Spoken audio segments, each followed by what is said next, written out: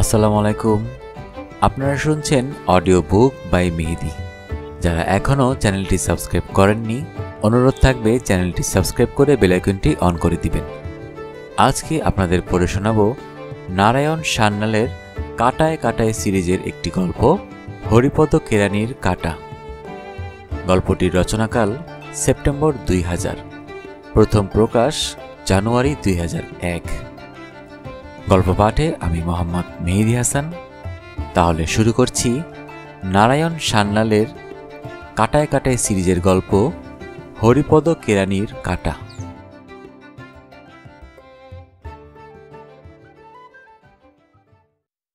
Gopalpur on C, উড়িষ্যার গঞ্জাম জেলায় বঙ্গোপসাগরের কোল ঘেঁষে গড়ে উঠেছে এই মনোরম সাগরবেলা। এককালে এই সমুদ্র তীর বিদেশি পর্যটকদের কাছে খুব প্রিয় ছিল। সারা শীতকাল গোপালপুর অন সি থাকত জমজমাট।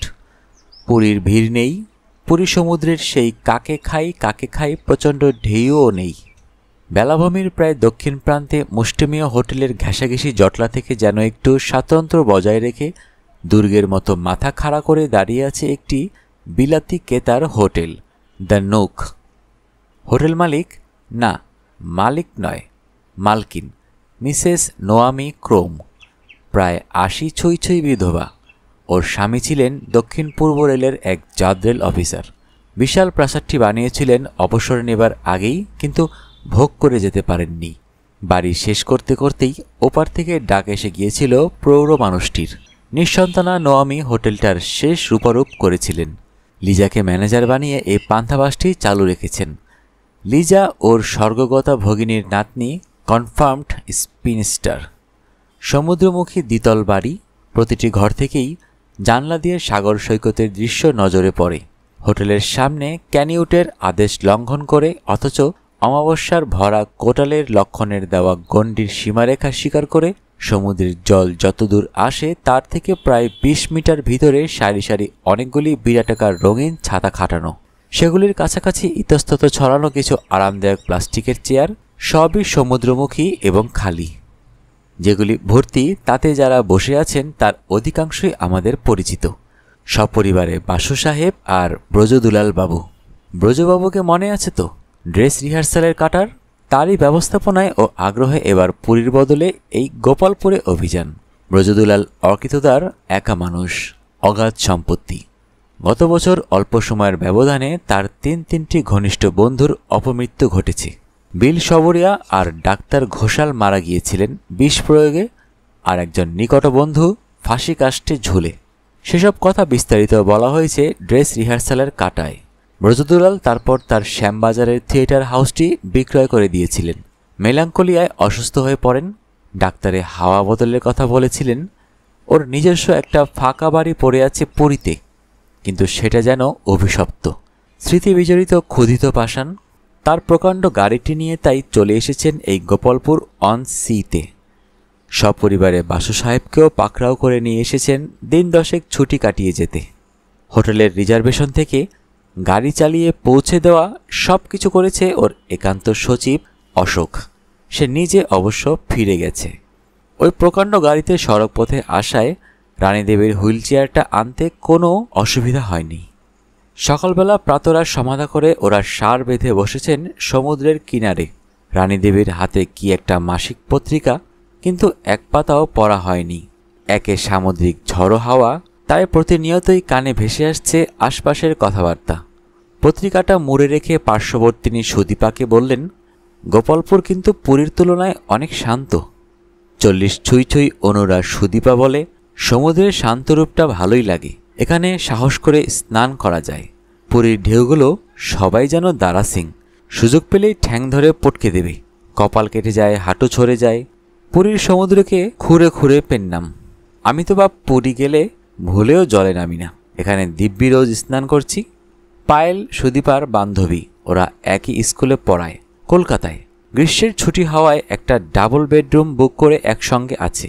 বললে, সমুদ্র নিয়ে আমার কোনো কমপ্লেন নেই, কিন্তু এতটা নির্জন যেন বরদাস্ত হয় না। বুকের ভিতরটা কেমন যেন খালি খালি লাগে। প্রৌঢ় কর্নেল সমাদ্দার বসেছিলেন অদূরে। এদিকে ফিরে বললেন, বটেই তো, সুটকেস ভর্তি যেসব জমকালো শাড়িগুলো এনেছেন তা পরে সি বিচে পাইচারি করা বেহদ্য। দেখবে কে, দেখনেওয়ালা কই? সবাই হেসে ওঠে। সুদীপা জানে আত্মরক্ষার শ্রেষ্ঠ পন্থা এসব ক্ষেত্রে প্রতি আক্রমণ। বান্ধবীকে সাহায্য করতে তাই বলে, কেন দেখবেন তো আপনি, একমাত্র আপনিই তো জানেন। লক্ষ্য করে দেখে রেখেছেন কোন মহিলা একই শাড়ি পরে দুবেলা বেড়াতে বেরিয়েছেন, কার শাড়ির সঙ্গে ব্লাউজ ঠিক ম্যাচ করেনি, তাই তো অত বড় একটা বাইনোকুলার নিয়ে এসেছেন কলকাতা থেকে। কর্নেল একটু ঘাবড়ে যান, বলেন, না না, এটা আমার নিত্য সহচর সার্ভিস যুগের বাইনো। I know. প্রতি আক্রমণ চালিয়ে যায় সুদীপা। এককালে ওইটার সাহায্যে শত্রুদের গোপন অবস্থান খুঁজতেন, এখন অবসর নেবার পর সুন্দরীদের গোপন অবস্থানের সন্ধান করেন, বিশেষ করে বহু দূরে যারা সমুদ্রে স্নানরতা। রানীদেবী ঝগড়া কাজিয়া থামিয়ে দেওয়ার চেষ্টা করেন। তোমরা অহেতুক ওর লেগ পুলিং করছো, সুদীপা আর পায়েল।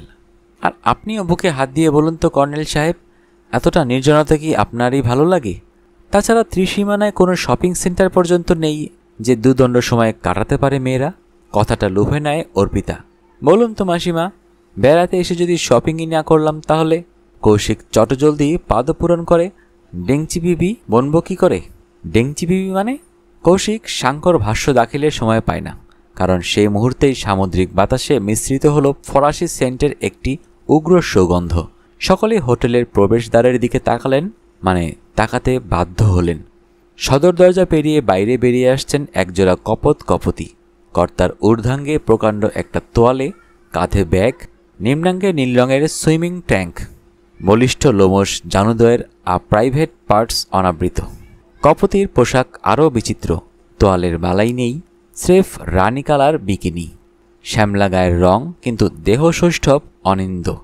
এই জাতীয় কোনো নায়িকাকে দেখেই বোধহয় কালিদাস তার সেই দিল তোর তন্নি শ্যামা শ্লোকটি রচনা করেছিলেন, কারণ বিকিনি পরিধান করায় দেখা যাচ্ছে এরও নামিতা নিম্ন নাভি। ইনিও সোনি ভাড়াদল সকমনা এবং বরাঙ্গের ভ্যাংদয় স্তক নম্রা না হবে কেন? বয়স তো বহুদিন দের করে অতিক্রম করেছে। কৌশিক ঊর্ধ্বমুখে একটি দার্শনিক স্বগতোক্তি ছেড়ে দেয়, সম্ভবত এরা দুজন সূর্যের এই তৃতীয় গ্রহেরই বাসিন্দা, ইটি নন। অর্পিতা ঝুঁকে পড়ে জিজ্ঞাসা করে, ইটি মানে? এক্সট্রা টেরিস্ট্রিয়াল জীব, ওই যারা মাঝে মধ্যে ফ্লাইং ডিস্কে চেপে খেয়াল বসে আমাদের সঙ্গে মুলাকাত মানুষের পৃথিবীতে আসেন। কর্নেল সাহেব বলেন, ওরা কাল একটু বেশি রাত্রে এসেছে। আমি লাউঞ্জে বসে তখন একাই থার্ড পেক ড্রাই মার্টিনিটি শেষ করেছি। ভদ্রমহিলাটিকে চেনা চেনা মনে হলো, কিন্তু ঠিক। পায়েল নিরীহের মতো প্রশ্ন করে, ভদ্রমহিলা কি তখন ওই বিকিনিটা পরেই ছিলেন? সুজাতা বলে, stop your continuous leg pulling Payel. আপনারা কি এই নবাগত দম্পতিকে সত্যি চিনতে পারেননি? সুদীপা বলে, আমি পেরেছি। এরা চিনতে পারছেন না ওর গাত্রবর্ণের জন্য। মেকআপ ম্যানের সেই দুধে আলতা রঙের প্রলেপটা তো এখন নেই। উনি হচ্ছেন টলিউডের মোস্ট ফেমাস নায়িকা, পরপর 3টি বক্স অফিস বিদীর্ণ করা নবাগতা আর্টিস্ট অনামিকা সেন।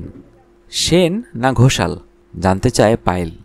সুদীপা বলে, আমি ওর ম্যারিটাল হিস্ট্রি নিয়ে গবেষণা করিনি। এটুকু শুনেছি যে বেশ কয়েকবার উনি বিবাহ করেছেন, কিন্তু প্রথম অভিনয়কালে যে উপাধিটা ছিল সেন, সেটি পরিবর্তন করেননি। একটু দম নিয়ে সুদীপা আবার বললে, এটি ওর চতুর্থ স্বামী সোমেশ্বর ঘোষাল। ওদের বিয়ে হয়েছে মাস 3। এটা ওদের হানিমুন ট্রিপ নয়। সে বখারা মিটেছিল কাঠমান্ডুতে। সুজাতা বলে, ওরে বাব্বা, তুমি ওদের বিষয়ে এত নারীর খবর পেলে কোত্থেকে? পায়েল সমাধান দাখিল করে, সুদীপা স্কুলে বাংলা পড়ায়, আবার ফ্রিল্যান্স জার্নালিজমও করে, একাধিক সিনেমা পত্রিকায় লেখে। অর্পিতা জানতে চায়, ওই মিস্টার সোমেশ্বর ঘোষাল কি করেন? বর্তমানে ধর্মপত্নীর খিদমতগিরি। এককালে ভালো ফুটবলার ছিলেন, সিনিয়র ডিভিশন টিমে ফরওয়ার্ডে খেলতেন। অর্পিতা আবার জানতে চায়, কোন টিমে? এক এক সিজনে এক এক টিমে। কেন আপনি জানেন না? ফুটবল মরশুমের আগেই নামকরা ফুটবলাররা কোরাসে সেই বিখ্যাত রবীন্দ্রসঙ্গীতটা গাইতে থাকেন, কে নিবি গো কিনে আমায়, কে নিবি গো কিনে। ইতিমধ্যে হোটেল থেকে কিছুটা দূরে খিদমতগার তার তোয়ালেটা বিছিয়ে দিয়েছে। অনামিকা তার সর্বাঙ্গে ইতালিয়ান অলিভ অয়েল বার্তল্লি মর্দন করতে শুরু করেছে। এতক্ষণে এসে উপস্থিত হলো সমরেশ পালিত। সেও সুইমিং ট্রাঙ্ক পরে এসেছে। সবাইকে সম্বোধন করে বলে, গুড মর্নিং এভরিবডি। আপনারা এখনও কেউ জলে নামেননি দেখছি। এরপর বালি যে তেতে উঠবে। কর্নেল বলেন, আমরা তৈরি হয়ে নিতাম, কিন্তু ইতিমধ্যে একটি বাধার সৃষ্টি হয়েছে। কেউ স্থান ত্যাগ করতে চাইছেন না। সমরেশ একটা চেয়ার টেনে নিয়ে বসে পড়ে। স্ত্রী অর্পিতার দিকে ফিরে বলে, তুমি চট করে পোশাক টোশাক বদলে এসো, আমরা এখনই জলে নামব। তারপর কর্নেলের দিকে ফিরে বলে, হ্যাঁ, কি একটা বাধার কথা বলছিলেন যেন আপনি? কোনো হাঙ্গর টাঙ্গর কি পথ ভুলে এ পাড়ায় এসে পড়েছে? অর্পিতা স্নানের পোশাক পরতে চলে গেল সমরেশের হাত থেকে চাবিটা নিয়ে। কর্নেল বললেন, আপনি বুলসাই হিট করেছেন মিস্টার পালিত। হাঙর? না, হাঙর নয়, কিলার হোয়েল, ওই যাকে বলে অর্কা, অর্থাৎ জজ ছবির নাম ভূমিকায় যিনি অভিনয় করেছিলেন। সমরেশ বসেছিল কপত কপতির দিকে পিছন ফিরে। অভিনব দৃশ্যটা এখনও তার নজরে পড়েনি। বলে, হেয়ালিটা একটু ভেঙে বলবেন কর্নেল সাব। কর্নেল একটি ফৌজি লবজ ঝাড়লেন। Soldier, bout turn. সমরেশ বুঝল। 180 ডিগ্রি ঘুরে বসল। তারপর সে যেন স্থানকাল পাত্র ভুলে গেল। ধীরে ধীরে উঠে দাঁড়ালো, ভালো করে দেখে নিয়ে আবার বসে পড়ল। অসংকোচে টেনে নিল কর্নেল সাহেবের হাত থেকে তার 8 ইঞ্চি বাই 4 ইঞ্চি বাইনোকুলারটা। অসংকোচেই চোখে লাগালো, যেন বজ্রাহত হয়ে গেছে সে। ইতিমধ্যে তৈল মর্দনান্তে বাংলা ফিল্ম তথা সিরিয়ালের দিল তোর নায়িকা উবুর হয়ে শুয়েছেন তোয়ালের উপর। সানট্যান্ড হবার বাসনা তার।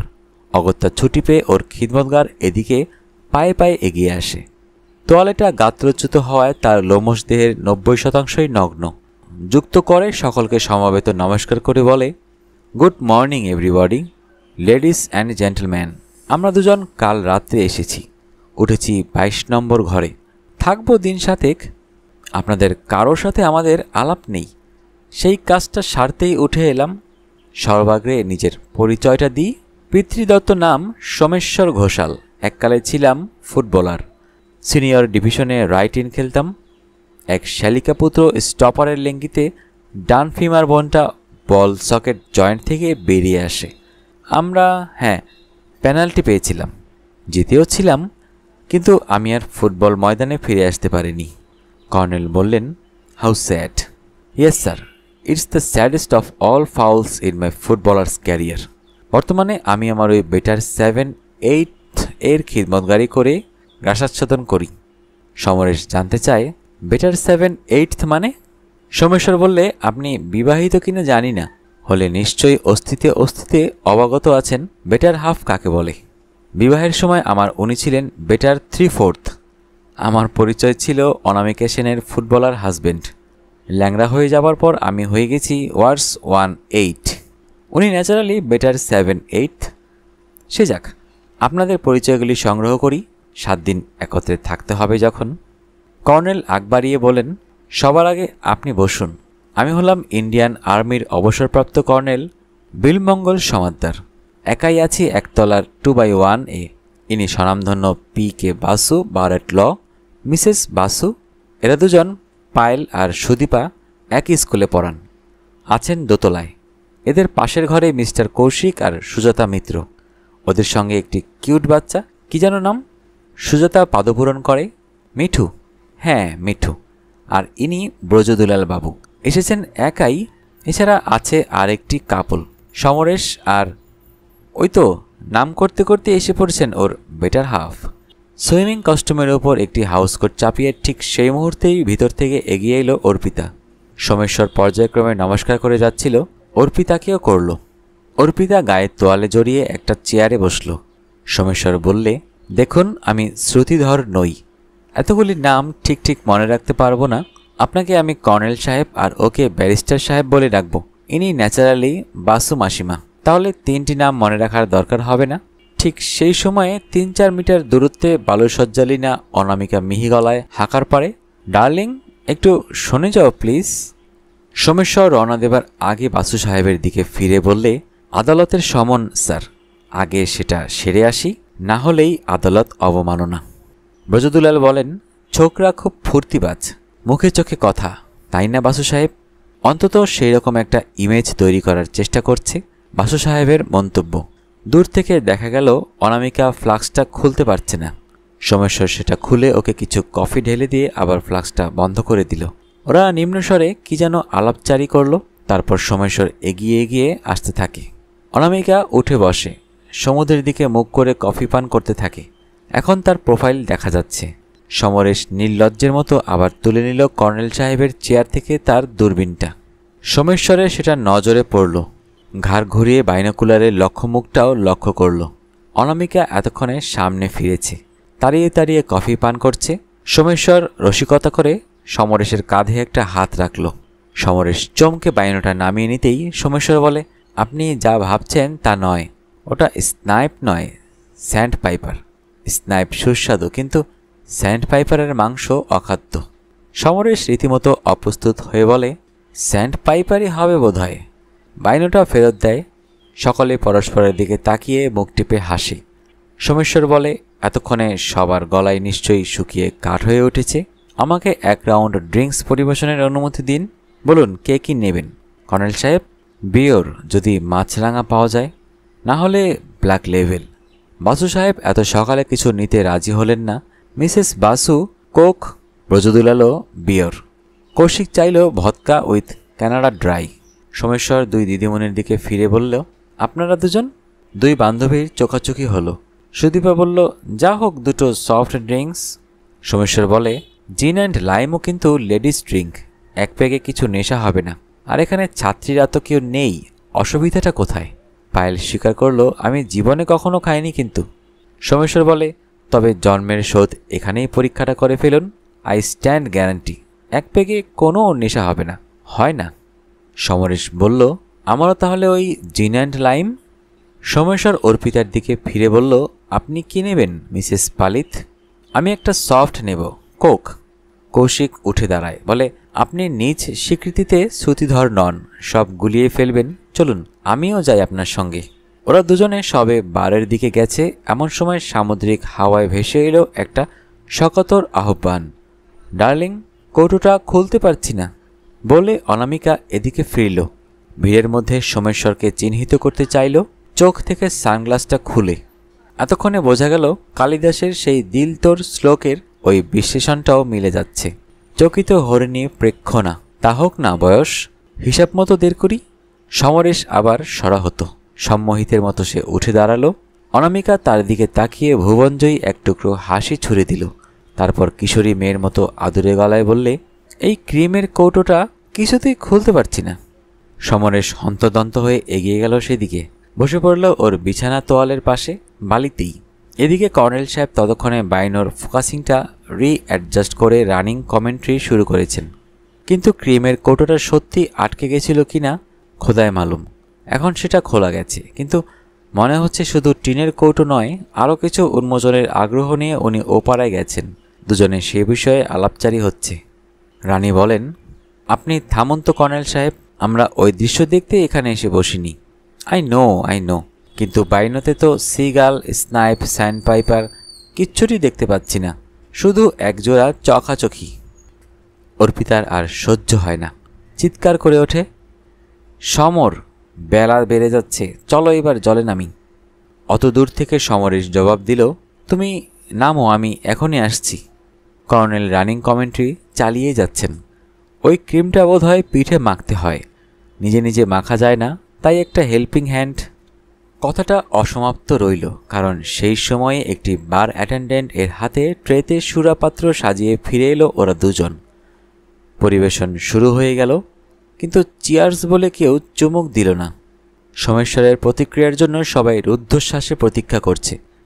সোমেশ্বর তাকিয়ে দেখল অনামিকা উবুর হয়ে পড়ে আছে, আর তার পিঠে সমরেশ ওই ক্রিমটা মালিশ করে দিচ্ছে। সোমেশ্বর নির্বিকার, কোনো ভাবান্তর হলো না তার। কর্নেল সাহেব তাকে বললেন, আপনার বেটার 7/8 আপনাকে একটু আগে খুঁজছিলেন। চিয়ার্স বলে সোমেশ্বর তার হুইস্কি সোডায় একটা চুমুক দিল। হ্যাঁ, এত সকালেও সে হুইস্কি পানে অভ্যস্ত। বললে, বুঝেছি, ওই ক্রিমটা ওর পিঠে মাখিয়ে দেবার জন্য। এ আমার নিত্য কর্মপদ্ধতির অন্তর্ভুক্ত। তা নতুন খিদমতগার তো ও আজ পেয়েই গেছে, আমার ছুটি। অর্পিতা গটগট করে সমুদ্রের দিকে এগিয়ে গেল। হাঁটু জলে নেমে আবার হাঁকার দিল, সমর, আমি জলে নামলাম কিন্তু। Okay, I am coming in a minute darling. প্রায় ঘণ্টাখানেকে পরের কথা। ইতিমধ্যে স্নানার্থীরা একে একে স্নান সেরে ভিতরে গেছেন। কৌশিক, সুজাতা, পায়েল, সুদীপা, কর্নেল, সমাদ্দার প্রভৃতি। বাসু সমুদ্র স্নান খুব উপভোগ করেনও, কিন্তু গত বছর পুরীতে পরপর 2 দিন সমুদ্র স্নান করে সর্দি জ্বরে পড়েছিলেন। এবার তাই রানীর নির্দেশে তার সাগর জলে নামা মানা। ব্রজদুলাল সমুদ্র স্নান পছন্দ করেন না, তার আর্থারাইটিস আছে। সারা বছর তিনি গরম জলে স্নান করেন। অর্পিতা প্রায় আধ ঘন্টা জলে ছিল। বেশ ভালোই সাঁতার জানে সে। তটরেখা ছেড়ে মানুষভর জল এলাকায় অনেকটা সাঁতরে ফিরল। মাঝে একবার ডাঙায় উঠে হাঁক পেরেছিল তার কর্তার উদ্দেশ্যে, কি তুমি আজ নাইবে? না না। সমরেশ রীতিমতো ভদ্রলোক, তার কথার নড়চড় হয়নি। এই এলাম বলে, জাস্ট আ মিনিট। অর্পিতা রীতিমতো আহত হয়ে পায়ে পায়ে উঠে এলো। ওদের সামনে দিয়ে মাথা নিচু করে হোটেলের দিকে চলে গেল, ভিজা বেদিং কস্টিউমের ওপর একটা হাউসকোট চাপিয়ে। কেউ তাকে কিছু বললও না, সেও কোনো কথা বলল না। চরম অপমানিত মনে হলো তাকে। ছাতার তলা থেকে ইতিমধ্যে বাসুর সস্ত্রীক উঠে এসেছেন হোটেলের পোর্চে। পোর্চটাও প্রকাণ্ড, ওভাল শেপড, অনেকগুলি কংক্রিটের বেঞ্চি, মাঝখানে খানকতক বেতের টেবিল আর পোর্টেবল বেতের চেয়ার। তার একটা দখল করে হুইস্কি, সোডা, স্ন্যাক্স আর বরফ নিয়ে জমিয়ে বসেছিল সোমেশ্বর একাই। অর্পিতা যখন পোর্চের সামনে দিয়ে নতমস্তকে ভিতরে যাচ্ছে, তখন হঠাৎ উঠে দাঁড়ালো সোমেশ্বর। একটু এগিয়ে এসে ডাকল, মিসেস পালিত। কুঞ্চিত ভ্রু অর্পিতা বলল, না, দেখছেন না আমার সর্বাঙ্গ ভিজে, এই কি কথা বলার সময়? Oh, I am sorry, extremely sorry. Arpita তোয়ালে দিয়ে সর্বাঙ্গ ঢেকে ভিতরে চলে যায়। সোমেশ্বর গ্লাসটা উঠিয়ে নিয়ে এদিকে এগিয়ে আসে। বসেছিলেন শুধু বাসু সাহেব আর রানী দেবী, আর রানীর কোলে ঘুমন্ত মিঠু। কৌশিক সুজাতা জামাকাপড় বদলাতে গেছে। বাসু সাহেব যে টেবিলে বসেছিলেন তার কাছেই ছিল আরও কিছু ফাঁকা বেতের চেয়ার। সোমেশ্বর বাসু সাহেবকে বলে, একটু বসতে পারি স্যার? বাসু সমুদ্রের দিকে তাকিয়ে বসেছিলেন। ঘাড় না ঘুরিয়ে বললেন, বসো, কিন্তু তুমি স্নানে যাবে না? যাব বলি তো সকাল থেকে তৈরি হয়ে আছি, কিন্তু ক্লিয়ারেন্স পাচ্ছি কই? সিগন্যাল যে এখনো আপ। বাসু নীরব রইলেন। রানী অহেতুক মিঠুর পিঠে থাপড়া দিতে শুরু করেছেন। সোমেশ্বর বলে, একটা কথা বলতে পারি ব্যারিস্টার স্যার? বাসু বিরক্ত হয়ে বলেন, পারো, কিন্তু অতি সংক্ষেপে। এটা একটু বাড়াবাড়ি হয়ে যাচ্ছে না স্যার? অফকোর্স, লাঞ্চের আগে 3 প্যাক হুইস্কি তো বাড়াবাড়ি বটেই। কি গিলছ ওটা? Royal tag? সোমেশ্বর হাতের গ্লাসটা দেখিয়ে বলে, আমি স্যার এটার কথা বলছি না, বলছি ওই লোচ্চাটার কথা।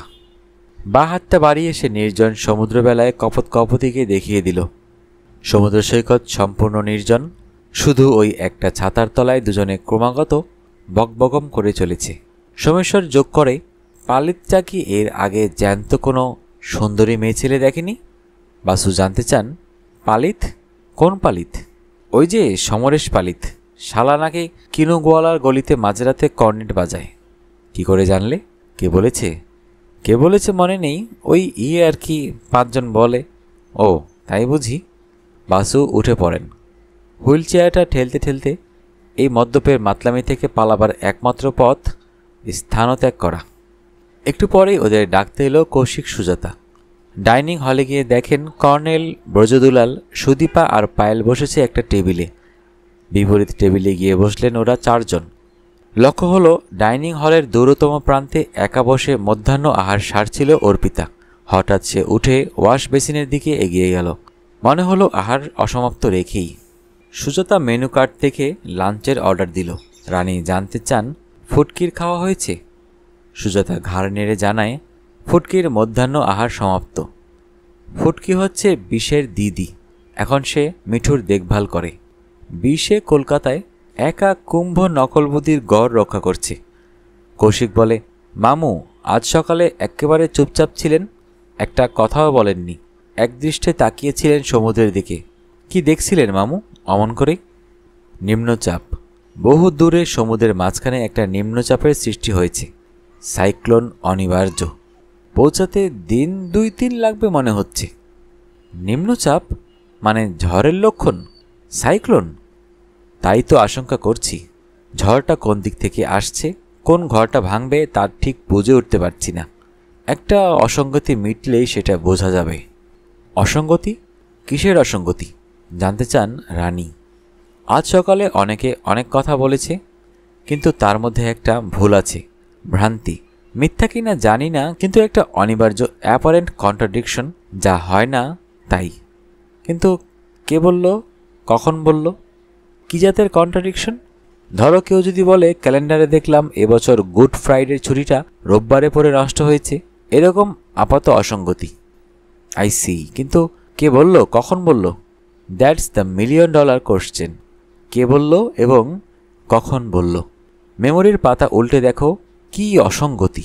আগে থেকে সেটা চিহ্নিত করতে পারলে ঝড়ের সময় কাজে দেবে।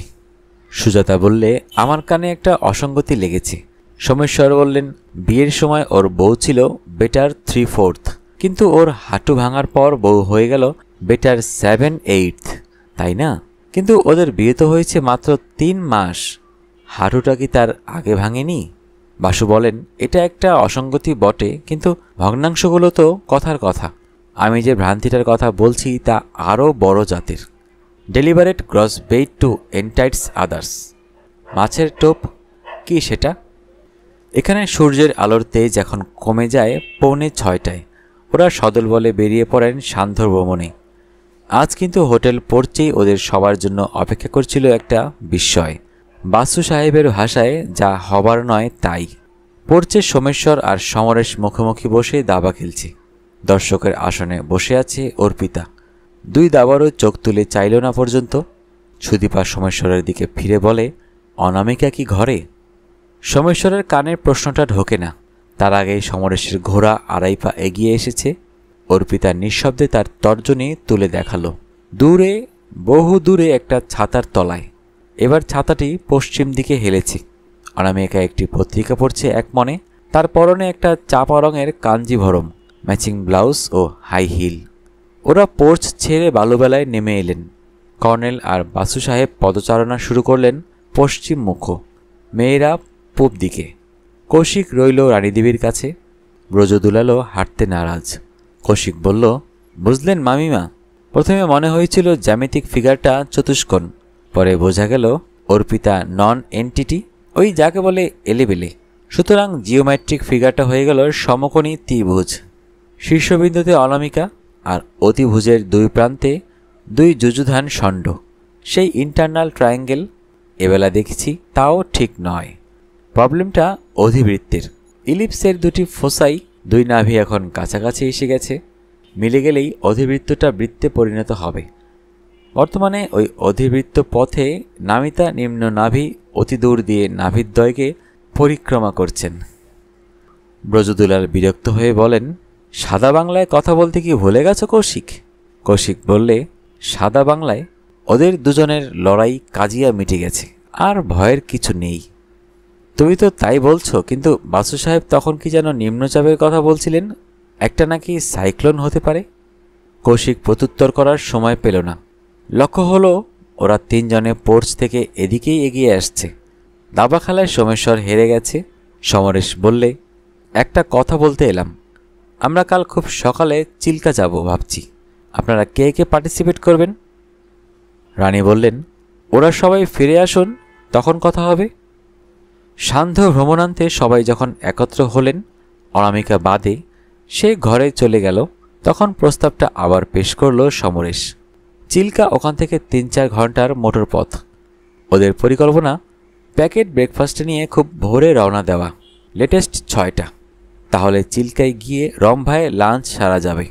আবার 4টে নাগাদ রওনা দিলে রাত 8টায় ফিরে এসে এখানে ডিনার করা যাবে। যাত্রী সংখ্যা বুঝে ওরা স্থির করবে কি গাড়ি নেওয়া হবে। দেখা গেল বিশেষ কেউই উৎসাহিত হলেন না। অধিকাংশেরই চিল্কা দেখা। সুদীপা আর পায়েল সুজাতাকে জনান্তিকে বললেন, ওই দেমাকির সঙ্গে কে যাবে? আজ সারাদিনে এসে আলাপ করার সময় হলো না তার। অগত্যা ওরা একটা টাটা সুমো বুক করলো। 4 জন আরামসে যাবে, অনামিকা, সোমেশ্বর আর পালিত দম্পতি। পরদিন নিত্য কর্মপদ্ধতি অনুসারে সূর্যোদয়ের অনেক আগেই বের হয়েছিলেন বাসু সাহেব। সমুদ্র সৈকতে অনেকটা হেঁটে যখন ফিরে এলেন, ততক্ষণে সূর্যোদয় হয়ে গেছে, তবে মেঘের আড়ালে। হঠাৎ নজর হলো নির্জন পড়ছে একা বসে আছে অর্পিতা, রুমাল দিয়ে চশমার কাচটা মুছছে। বাসু সাহেবকে দেখে তড়িঘড়ি চশমাটা নাকে চড়ালো। ওর চোখ দুটো লাল। বাসু অবাক হয়ে বলেন, এ কি, তোমরা যাওনি? ধরা গলায় অর্পিতা বলল, আমি যাইনি, ওরা গেছে। তুমি গেলে না কেন? ভোর রাত থেকে লুজ মোশন হচ্ছে, পেটটা আপসেট করেছে। Sad case. তা ওরা তিনজন একদিন জার্নিটা পোস্টপন্ড করলেই পারত, কাল যেত। চিল্কা তো পালিয়ে যাচ্ছে না। নত নেত্রে অর্পিতা বলল, ওরা তিনজন নয়, দুজন। মানে? মিস্টার ব্যানার্জি, মিস্টার ঘোষালও যাননি। কাল রাত্রে অত্যাধিক ড্রিঙ্ক করেছিলেন, এখনও খোয়ার ভাঙেনি। I C. বাসু বসলেন সামনের একখানা চেয়ার দখল করে। বেডটির আগে সচরাচর উনি ধূমপান করেন না, আজ কিন্তু প্রয়োজন হলো। প্যাকেট থেকে পাইপ আর পাউচ বার করতে থাকেন। আমি আমি কি করব বলুন মেসোমশাই? আপনি কি অ্যাডভাইস দেন? এখন আমার কি করা উচিত? বলছি, তার আগে আমাকে কিছু ডাটা দাও দেখি। সমরেশ লোকটা কি বরাবরই এই জাতের? কতদিন বিয়ে হয়েছে তোমাদের? পরস্ত্রী কাতরতা কি ওর স্বভাবজাত? পরস্ত্রী কাতরতা? না, আমি পর স্ত্রী কাতরতার কথা বলছি। অপরের সুন্দরী স্ত্রী দেখলে কি ওর মাথা ঘুরে যায়? তা কিছুটা যায়। 2 বছর বিবাহিত জীবনে এটা অনেকবারই লক্ষ্য করেছি, তবে এমন মাত্রাতিরিক্তভাবে নয়। সেটা এই প্রথম, এবারই। I see. দ্বিতীয়ত, গান বাজনার শখটা কার, তোমার না সমরেশের? কি আশ্চর্য, আপনি কেমন করে জানলেন?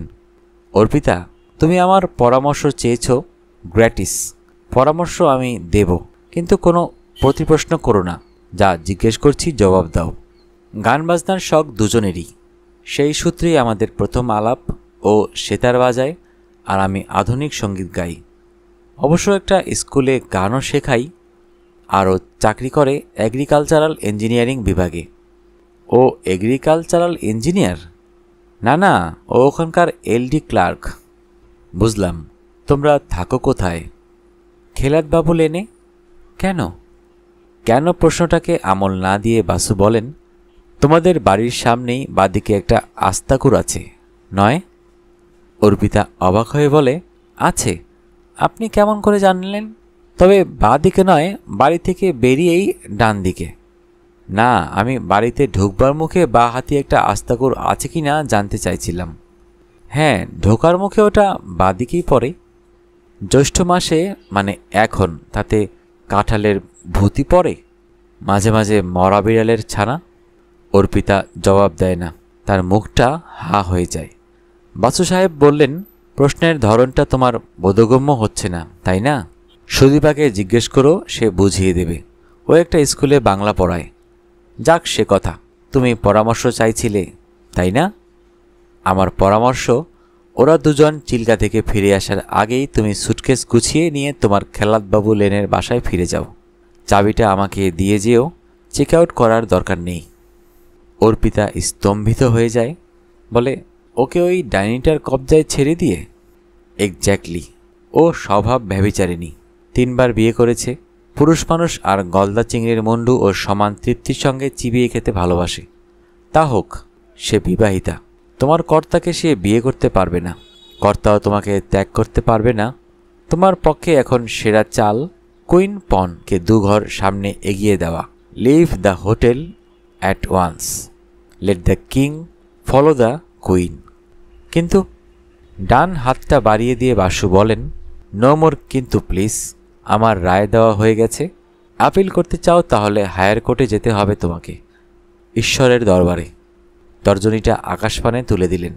চট করে উঠে দাঁড়ান। ভিতর থেকে তখন ব্রজদুলাল, কর্নেল আর সুদীপা, পায়েল বার হয়ে আসছে। অর্পিতা চটজলদি চোখটা মুছে নেয়। সকলেই অবাক হলো অর্পিতার দুঃখের কথা শুনে। পায়েল সুদীপার কানে কানে জনান্তিকে বলে, শুনেছিস, ঘোষাল মাতালটা যায়নি, আকণ্ঠ মদ গিলে ফ্ল্যাট হয়ে নিজের ঘরে পড়ে আছে। তার সুন্দরী বউটাকে নিয়ে কে কি করছে মাতালটার ভ্রুক্ষেপই নেই। ছি ছি ছি। সুদীপা রস ও ইকারের বদলে 3টি জফলার মাধ্যমে তার ঘৃণার বহির্প্রকাশ করল। ছ্যা ছ্যা ছ্যা, লোকটা বন মানুষ, সারা গায়ে কি লোম দেখছিলি? ওয়াক। ব্রজদুলাল অর্পিতাকে বললেন, ওষুধ টষুধ কিছু খেয়েছ? খাওনি? বসো এখানে, আমার কাছে ডায়াজিন ট্যাবলেট আছে, নিয়ে আসছি। তিনি নিজের ঘরে গিয়ে ওষুধটা নিয়ে এলেন, বললেন, এখনই একটা ট্যাবলেট জল দিয়ে খেয়ে ফেলো, আর এই অ্যান্টিভান ট্যাবলেটটাও। ব্রেকফাস্টে কিছু খেও না, একটু লেবুর জল খেতে পারো। যাও ঘরে গিয়ে বিশ্রাম নাও, টেনে ঘুম দাও একটা। অর্পিতা টেবিল থেকে ঘরের চাবিটা উঠিয়ে নিয়ে নিঃশব্দে চলে গেল। ব্রেকফাস্টের পর আজ অধিকাংশই ছাতার তলায় বসেননি, পড়ছে বসেছে ব্রিজের আসর। মুশকিল হলো ফোর্থ হ্যান্ড নিয়ে, কর্নেল, পায়েল আর কৌশিক। আর কারো উৎসাহ নেই, অনেকে জানেনই না খেলাটা। অনামিকাদের ঘরে একবার ওরা ঢু মেরেছিল, সুবিধা হয়নি। বিরক্ত করবেন না, বোর্ড টাঙিয়ে অঘরে ঘুমোচ্ছে পার মাতালটা।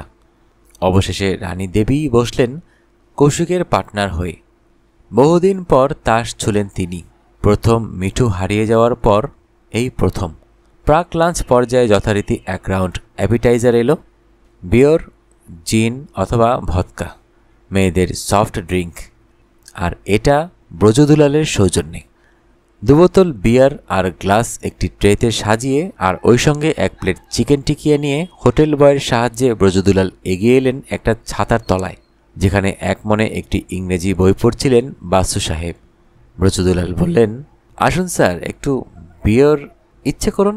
বলুন, বঙ্গোপসাগরের নিম্নচাপটার কী অবস্থা? বাসু বইটা মুড়ে রেখে সাবধানে বোতল থেকে মাছরাঙা বিয়ার ঢালতে ঢালতে বললেন, সাইক্লোনটা এসে পড়ল বলে সেটাকে ঠেকানো যায় না। কোনটাকে? ঝড়টাকে? তাই কি সম্ভব? প্রাকৃতিক বিধান, সাবধানতা যেটুকু নেওয়া যায় নিয়েছি। অর্পিতাকে যথাকর্তব্য পরামর্শও দিয়েছি। এখন দেখা যাক সে আমার কথা শোনে কি না। কি পরামর্শ দিয়েছেন তাকে? অবিলম্বে দ্য নোক ত্যাগ করে নিঃশব্দে কলকাতায় ফিরে যেতে।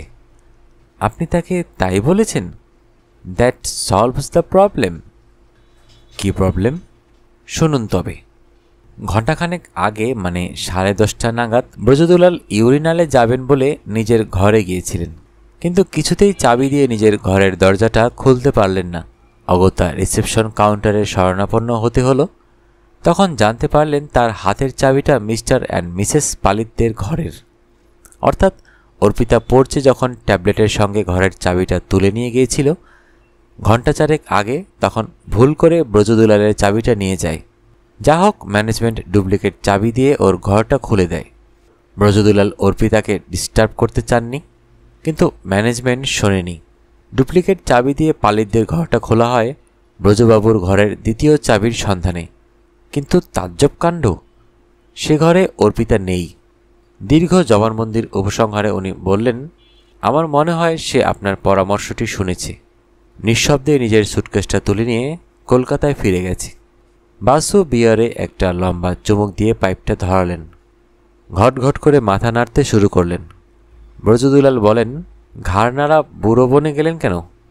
গুড ফ্রাইডের ছুটিটা রোববারে পরে নষ্ট হতে পারে না। That's absurd. তার মানে? সংক্ষেপে বলিতে গেলে হিংটিং ছট। আপনার মশাই সব সময়ই হেয়ালি। লাঞ্চ টেবিলে আরেক বিস্ময়। পায়েল সুতিবাদের টেবিলে অর্পিতাও আহারে বসেছে। ব্রজদুলাল গুটি গুটি তার কাছে এগিয়ে এসে বলেন, এখন শরীর ঠিক হয়ে গেছে? অর্পিতা ঘাড় নেড়ে জানায় সে সম্পূর্ণ সুস্থ। আমার ঘরের চাবিটা তোমার ব্যাগে। আগে না, ভুলটা বুঝতে পেরেই আমি সেটা কাউন্টারে জমা দিয়ে দিয়েছি।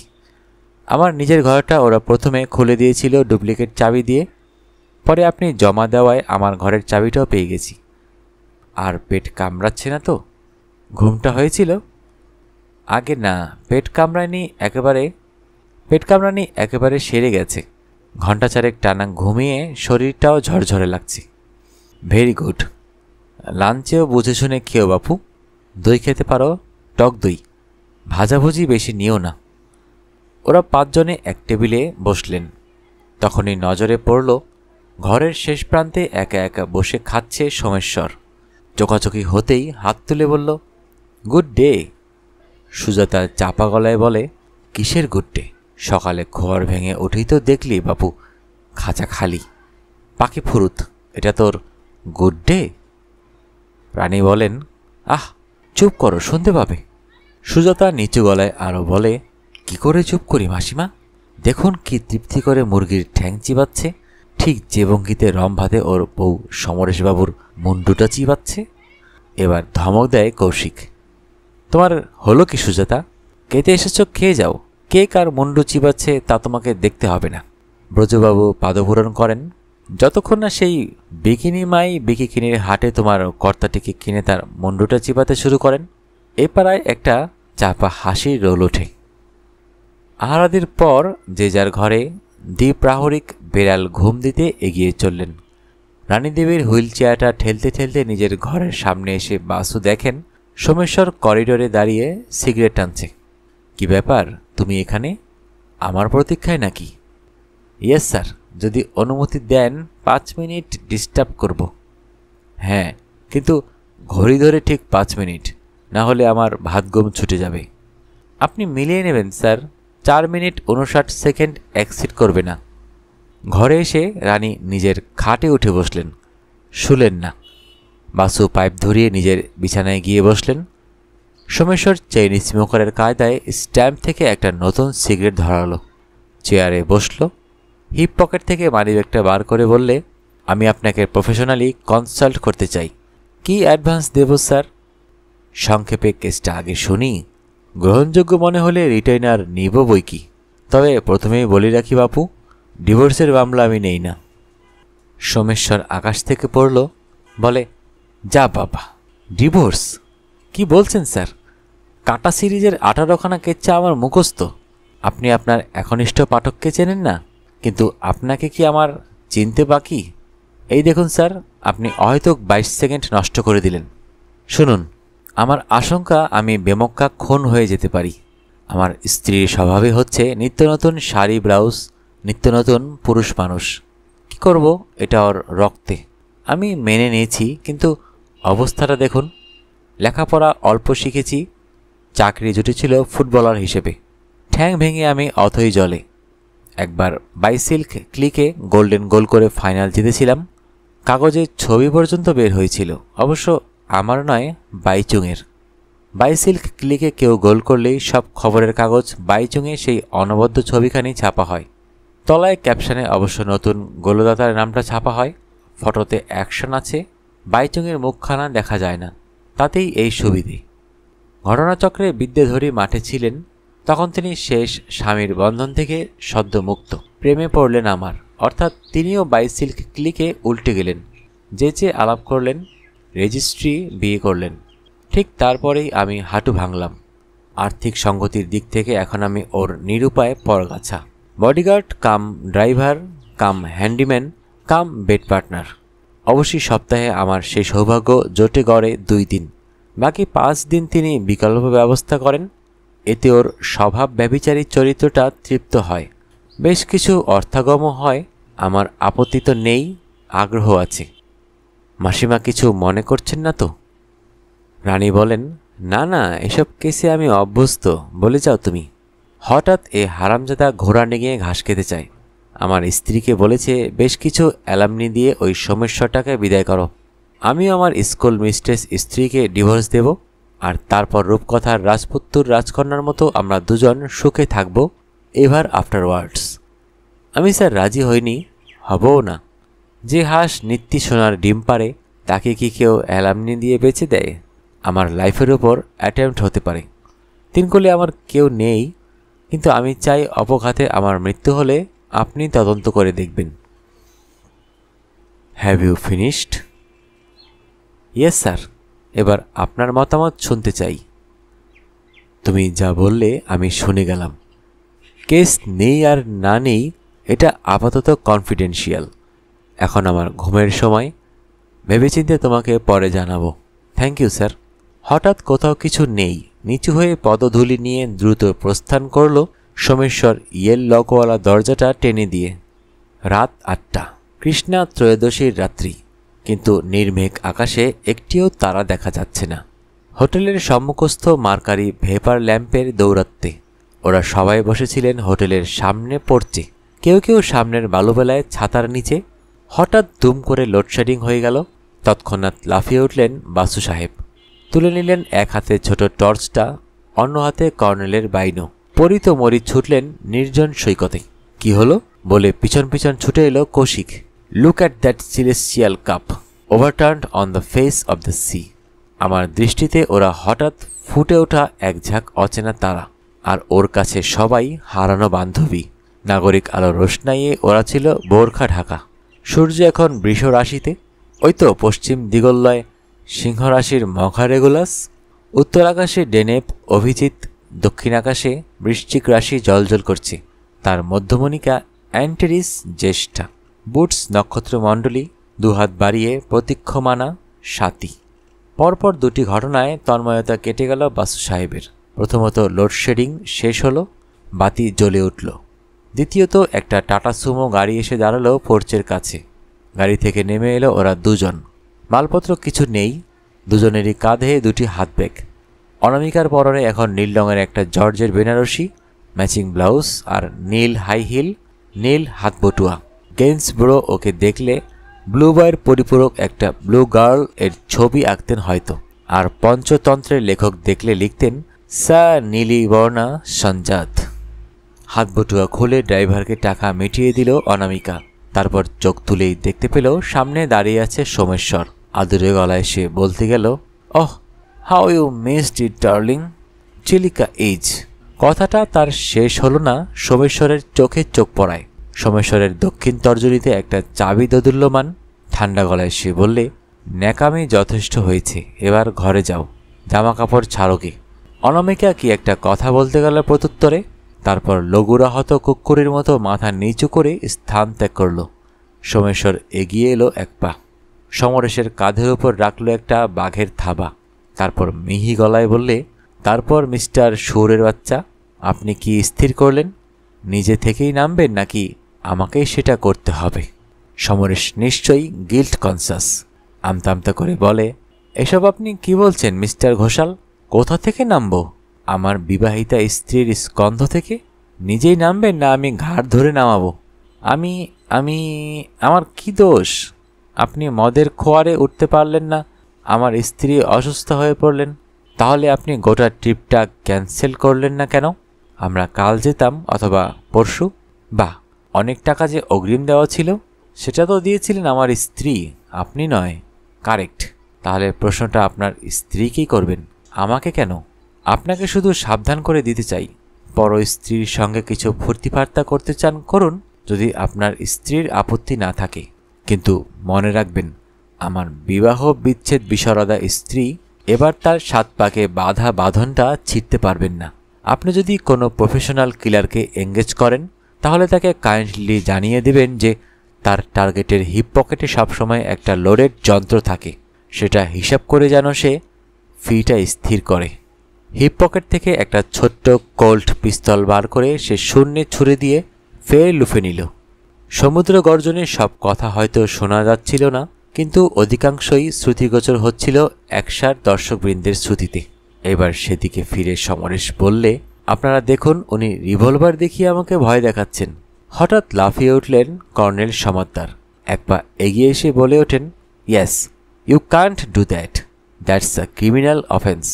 সোমেশ্বর বললে, থানা তো কাছেই, একটা এফআইআর দাখিল করে আসুন না স্যার, স্বয়ং ব্যারিস্টার সাহেবই তো সাক্ষী আছেন। পিস্তলটা হিপ পকেটে ভরে সে ফিরে চলল নিজের ঘরে। রাত্রে ডিনার টেবিলে সবার খেয়াল হলো 4 জন বোর্ডার অনুপস্থিত, দুজোড়া কর্তাগিন্নি। তারা বোধ করি একটু আড়ালে থাকতে চায়, অন্তত একটা রাত। তাই দূরভাষণে অর্ডার দিয়ে নৈশহার নিজেদের ঘরে নিয়ে যাবার ব্যবস্থা করেছে। পরদিন অতি প্রত্যুষ। হোটেলের প্রধান ফটক তখনও তালাবন্ধ। বাসুকে দেখে সিকিউরিটির লোকটা ঘুম জড়ানো চোখে সোফা থেকে উঠে দাঁড়ালো। প্রশ্ন করে, সানরাইজ দেখবেন স্যার? লেকিন এখনও 20-22 মিনিটের আছে। বাসু বললেন, তা হোক, গেটটা খুলে দাও তুমি, সকালের ওজন নেব একটু লাংসে। লোকটা কিছুই বুঝল না, অবাক হয়ে তাকালো। বাসু সাহেব এক হারা মানুষ, তিনি কেন ওজন নিয়ে ব্যস্ত হচ্ছেন? যা হোক, সে খুলে দিল দরজা। বাইরে আসতেই ঠান্ডা বাতাসের একটা ঝাপটা লাগলো মুখে। সেটা উপভোগ করলেন। মার্কারি ভেপার ল্যাম্পটা নেভানো, তাই আবার এক আকাশ তারা। তবে যারা ছিল সন্ধ্যার সাক্ষী তারা অস্তমিত। উঠে এসেছে নতুন তারার এক ঝাঁক প্রজাপতি। সামনের পিচ ঢালা রাস্তায় নেমে পড়লেন। শেষ রাতের হিমেল আর্দ্র বাতাসটা উপভোগ করতে করতে হনহনিয়ে এগিয়ে চললেন। সূর্যোদয় আজও দেখা যাবে না। পূব আকাশে মেঘ আছে। হঠাৎ আধো আলো আধো অন্ধকারে বাসু সাহেবের নজর হলো হোটেল থেকে চাদর মুড়ি দেওয়া কে একজন এগিয়ে আসছে। খর্বকায় ব্যক্তি, বোধহয় আলখাল্লা জাতীয় কিছু পরা। আরও একটু কাছে আসতে বাসু বুঝতে পারলেন ওটা আলখাল্লা নয়, গাঢ় রঙের নাইটি। আর সেই সঙ্গে চিনেও ফেললেন ওকে, অর্পিতা পালিত। একটি ছাতার তলায় শিশির ভেজা চেয়ারেই বসে পড়লেন উনি। অর্পিতা এগিয়ে এসে নীরবে বসল তার পাশের চেয়ারে। দুজনেই প্রথমে নীরব, শেষে বাসু বলেন, কিছু বলবে আমাকে? সেই জন্যই তো ছুটে এলাম। আমি জানি আপনি খুব ভোরে বেড়াতে আসেন। বলো, এখন আমি কি করব sir? Back to square one. এর প্রশ্নের জবাব তো কালই দিয়েছি, তুমি শুনলে না। আজও ওই একই পরামর্শ দেব। আমার আশঙ্কা এবারেও তুমি শুনবে না। কিন্তু কি করে যাব? ও যে কিছুতেই রাজি হচ্ছে না। বুঝলাম, আমার কতগুলি প্রশ্নের জবাব দাও তো অর্পিতা। কাল সকালে তুমি ভুল করে ব্রজবাবুর চাবিটা নিয়ে চলে গেলে, তারপর কি হলো? কি করলে তুমি? ডায়াজিন ট্যাবলেটটা খেলাম, ঘুমের ওষুধটাও খেলাম, তারপর শুয়ে পড়লাম। পাক্কা 4 ঘন্টা টানা ঘুমিয়েছি। না, তা তুমি ঘুমাওনি। 10:30 নাগাদ হোটেল ম্যানেজমেন্ট থেকে ওরা ডুপ্লিকেট চাবি দিয়ে তোমার ঘরটা খুলেছিল। তখন তো তুমি ঘরে ছিলে না। 10:30টার সময়? ও হ্যাঁ, একবার বার হয়েছিলাম বটে, কলকাতায় একটা এসটিডি করতে। কাকে? তার নাম্বারটা কত? কি আশ্চর্য, আপনি বিশ্বাস করছেন না? নম্বর কি আমার মুখস্থ? সে তো আমার ডায়েরিতে লেখা আছে। ঘরে চলুন, দেখে বলছি। তার আগে বলো, তুমি নিজের ঘরে ঢুকলে কি করে? তোমার হাতে তো ব্রজবাবুর ঘরের চাবি। তাহলে তুমি কেমন করে চাবি খুলে ঘরে ঢুকলে? ওষুধগুলো খেলে, 10:30 নাগাদ ডায়েরিটা হাতে নিয়ে এসটিডি করতে বেরিয়ে গেলে। ওরা মানে রিসেপশন থেকেই তো ডুপ্লিকেট চাবি দিয়ে আমার ঘরটা আমাকে খুলে দিল। সেটা তো বেলা 11:10-এ। রিসেপশনের কাউন্টারে যে মেয়েটি বসে তার স্টেটমেন্ট অনুসারে। হঠাৎ যেন একটা নতুন কথা মনে পড়ে গেল অর্পিতার। বললে, ও হ্যাঁ, মনে পড়েছে। আপনাদের ওখান থেকে বেরিয়ে এসে আমি ঘরে আদৌ ঢুকিনি, ওষুধটাও তখন খাইনি। একটা রিক্সা ধরে চলে গিয়েছিলাম এসটিডি বুথে। কিন্তু তোমার ডায়েরি তো তোমার ঘরে, আর নম্বর তো তোমার মুখস্থ নেই। কি আশ্চর্য, আপনি এভাবে জেরা করছেন কেন? আমি হয়তো মিথ্যা বলতে যাব কেন বলুন? কাল ডায়েরিটা ছিল আমার ভ্যানিটি ব্যাগে, তাই কোনো অসুবিধা হয়নি। বুঝলাম, তা তুমি আমার কাছে ছুটে এসেছো কেন? ওই তো একই কথা জিজ্ঞেস করতে। আমি এখন কি করব? বাসু বললেন, ওই তো একই জবাব দেব আমি। Repeat the mixture. এক্ষুনি হোটেল ছেড়ে খেলাতবাবু লেনের বাসায় ফিরে যাও। তোমার কর্তা সঙ্গে গেল কিনা ফিরেও তাকিয়ে দেখো না। কিন্তু কালই বলেছি, কিন্তুর শেষ নেই। আমার রায় আমি দিয়েছি। নিজের অন্তরকে জিজ্ঞেস করো অর্পিতা, এ কথা কেন আমি বলেছি। তারপর আমার কথায় নয়, বিবেকের নির্দেশে পথ চলো। হন হন করে এগিয়ে গেলেন বাসু সাহেব। ব্রেকফাস্ট সেরে আবার সবাই সমবেত হয়েছেন সমুদ্র সৈকতে। তবে আবার সবাই অবাক হয়ে লক্ষ্য করলেন দাবার ছকটা পেতে ওরা দুজন আপন মনে খেলছে। কি বিচিত্র মনুষ্য চরিত্র! কাল রাতে যারা লড়াই কাজিয়ার চূড়ান্ত করেছে, তারা আজ এভাবে দাবা খেলে কি করে? প্রশ্নটা বান্ধবীকে জিজ্ঞাসা করো পায়েল। ওদের কি হায়া কায়া লজ্জাসরম কিছুটি নেই? সুদীপা প্রতি প্রশ্ন করে। তুই বনফুলের দৈরথ পড়েছিস? না। এ কথা কেন? পড়া থাকলে বুঝতে পারতিস। হঠাৎ কর্নেল সাহেব বলে ওঠেন, আজ ড্রিঙ্কসটা স্ট্যান্ড করব আমি। তবে আমি বুড়ো মানুষ। কৌশিক, তুমি জেনে নাও কে কি খাবে, ইন্তজাম করো। সমরেশ বলে, আমিও আপনার সঙ্গে যাচ্ছি কৌশিকবাবু। সোমেশ্বর বলে, বাহ, খেলাটা? ও, আপনার বুঝি নজরে পড়েনি? এই ঘোড়ার কিস্তিতেই তো আপনি মাত। আবার চালটা ভুল দিয়েছিলেন আপনি। সোমেশ্বর হতাশ, বলে, হেত্তেরি, পরপর 2 বার মাত হয়ে গেলাম। ইতিমধ্যে কৌশিক সংগ্রহ করে জেনে নিয়েছে কে কি নেবে। সকলেই নিজ নিজ পছন্দমতো ড্রিঙ্কস নিয়েছেন। দিদিমণিদ্বয় আজ ভদকা পরখ করতে রাজি হয়েছেন, তবে এক পেক মাত্র। বাসু, কর্নেল আর ব্রজবাবু নিয়েছেন মাছরাঙা। পার্থক্যের মধ্যে সোমেশ্বর আজ আর হুইস্কি নেয়নি, নিয়েছে জিন উইথ ফ্রেশ লাইম। আজ আরও একটা ব্যতিক্রম হলো। ঘি রঙের একটি বালোচুরি পরে হঠাৎ ভিতর দিক থেকে বার হয়ে এলো অনামিকা।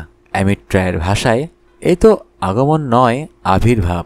যুক্তকর বুকের সামনে তুলে অনামিকা বললে, আপনাদের কারো সঙ্গে আমার আলাপ হয়নি, দোষটা আমারই। সেই ত্রুটি সংশোধন করতে এলাম, সকলের সঙ্গে পরিচিত হতে। কি জানেন, আমি লোকটা স্বভাবতই আত্মকেন্দ্রিক, ইন্ট্রোভার্ট, লোকজনের সঙ্গে সহজে মিশতে পারি না। সুদীপা এ সুযোগ ছাড়ল না, বলে, তাই বুঝি? অর্পিতাপতির সঙ্গে আপনার দ্রুত গড়ে ওঠা বন্ধুত্বে আমরা সেটা ঠিক বুঝে উঠতে পারিনি। অনামিকা অবাক হয়ে বলে, অর্পিতাপতি? তার মানে? অর্পিতার পতি, আমি ষষ্ঠী তৎপুরুষে বলেছি, অর্থাৎ সমরেশবাবু। অনামিকা বুঝতে পারে এরা ওর লেগ পুলিং করছে। সোমেশ্বরের কথা মতো এ ধাসটামো না করলেই ভালো হতো, কিন্তু এখন আর পিছানো চলে না। সুদীপার দিকে ফিরে বলে, আই অ্যাম সরি অর্পিতাদি, অনেক আগেই আমার উচিত ছিল আপনার সঙ্গে আলাপ করা। সমরেশ আপনার কথা তো সব সময়ে বলে। সুদীপা প্রতি নমস্কার করে বলে, আমার নাম সুদীপা বাগচি। অনামিকা বিহ্বল হয়ে ইতিউতি চাইতে থাকে। করুণা হয় রানী দেবীর। অর্পিতার পিঠে একটি হাত রেখে বলেন, এর নাম অর্পিতা, ভারী ভালো মেয়ে। দুজনেই দুজনকে হাত তুলে শুধু নমস্কার করে, কারো কণ্ঠে কথা ফোটে না। ধপ করে বসে পড়ে অনামিকা। সোমেশ্বরের দিকে ফিরে বলে, আমাকে একটা ড্রিঙ্কস দিতে বলো, জিন উইথ ফ্রেশ লাইম। মিনিট খানেক আগে সোমেশ্বরের হাতে সমরেশ ধরিয়ে দিয়েছে একটা গ্লাস। সেটা থেকে পান শুরু করেনি সোমেশ্বর। খেলার ছলে শুধু গ্লাসটা অন্যমনস্কভাবে নেড়েই চলেছে, যেন লেবুর শরবতে চিনি মেশাচ্ছে। আসলে সে ভদ্রতা করে গ্লাসটা হাতে ধরে অপেক্ষা করছিল সবাই একসঙ্গে চিয়ার্স বলে পান শুরু করবে বলে। এখন গ্লাসটা তার স্ত্রীর দিকে বাড়িয়ে ধরে বলে, তুমি এটা নিতে পারো, আমি এটো করিনি। পায়েল বললে, এটো করলেই বা ক্ষতি কি? কর্তার উচ্ছিষ্ট তো গিন্নিরা খেয়ে থাকেন। সোমেশ্বর বললে, কি করে জানলেন? আপনি তো বিয়ে করেননি। পায়েল কি জবাব দেবে ভেবে পায় না। সুজাতা তার সাহায্যে এগিয়ে আসে, বলে, বাসি বিয়ের দিন কর্তার পাতাতেই তো নববধূকে খেতে হয়, এ তো সবাই জানে। রানীদেবী সচরাচর এসব তর্কাতর্কিতে থাকেন না। আজ আগ বাড়িয়ে বললেন, মনুসহিংসতার গীর্যসূত্রে বলা হয়েছে, ভুক্তে বাছিষ্টং বর্ধে দদাত। পানীয় গ্লাসটা তখনও সোমেশ্বরের হাতে ধরা, যেন এই বিতর্ক শেষ না হওয়া পর্যন্ত গ্লাসটা সে হস্তান্তর করবে না। বলে, তার মানে? রানী ব্যাখ্যা দেন, গীর্যসূত্রকার শিষ্যকে বলছেন, বাপু হে, আহার আনতে যা খেতে পারলে না, সেই ভুক্তাবশিষ্ট সমেত এটো পাতাখানা স্ত্রীকে ধরিয়ে দেবে।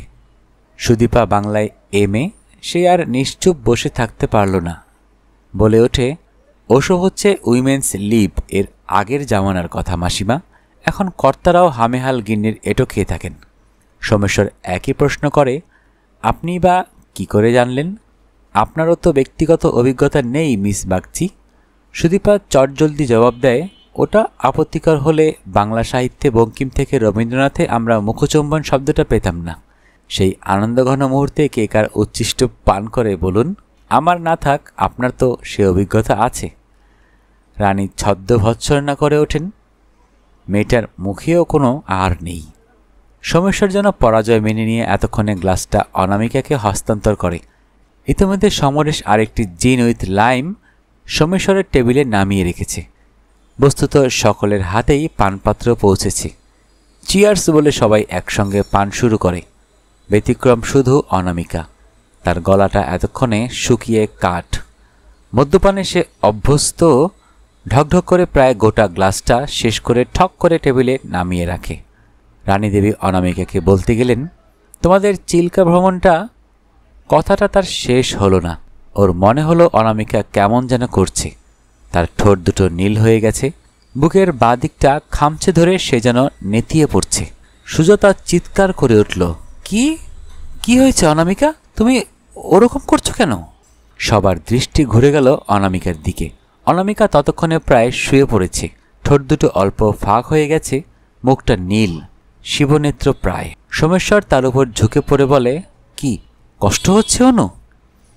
বুঝতে পারছি না, বুকে অসহ্য যন্ত্রণা। ওই ড্রিঙ্কসটাতেই। এই জিনটার কথা বলছো? বহু কষ্টে মাথা নাড়িয়ে অনামিকা জানালো, হ্যাঁ তাই, কিন্তু ওটা তো আমার হাতে ধরিয়ে দিয়েছিল Samaresh. Yes, it was my glass. Good God! হঠাৎ লাফিয়ে উঠল সে। সমরেশের কলারটা চেপে ধরে বলে, you son of a bitch, বল আমার গ্লাসে কি মিশিয়েছিলি? কৌশিক লাফিয়ে পড়ে বাধা দেয়, বলে, কি হচ্ছে এসব?